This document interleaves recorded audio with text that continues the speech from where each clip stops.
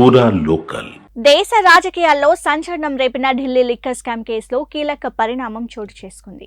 ఈ కేసులో అరెస్ట్ అయి ప్రస్తుతం తీహార్ జైల్లో ఉన్న ఢిల్లీ సీఎం ఆప్ అధినేత కేజ్రీవాల్ కు దేశ అత్యున్నత న్యాయస్థానం సుప్రీంకోర్టు మధ్యంతర బెయిల్ మంజూరు చేసింది. జూన్ 1వ వరకు షరతులతో కూడిన మధ్యంతర బెయిల్ ను సుప్రీంకోర్టు ఇచ్చింది. దీంతో కేజ్రీవాల్ తీహార్ జైలు నుండి విడుదలయ్యి పార్లమెంటు ఎన్నికల ప్రచారంలో పాల్గొననున్నారు. కాగా ఢిల్లీ లిక్కర్ స్కామ్ కేసులో బెయిల్ ఇవ్వాలంటూ సీఎం కేజ్రీవాల్ సుప్రీంకోర్టులో పిటిషన్ దాఖలు చేసిన విషయం తెలిసిందే. ఈ పిటిషన్ విచారణ చేపట్టిన ధర్మాసనం ఇరు వర్గాల వాదనలు విని గురువారం తీర్పును రిజర్వ్ చేసింది. ఆమ్ ఆద్మీ పార్టీ చీఫ్ సీఎంగా ఉన్న కేజ్రీవాల్ ఎన్నికల ప్రచారంలో పాల్గొనాల్సి ఉన్నందున మధ్యంతర బెయిల్ ఇవ్వాలని అతడి తరపు లాయర్లు వాదించారు.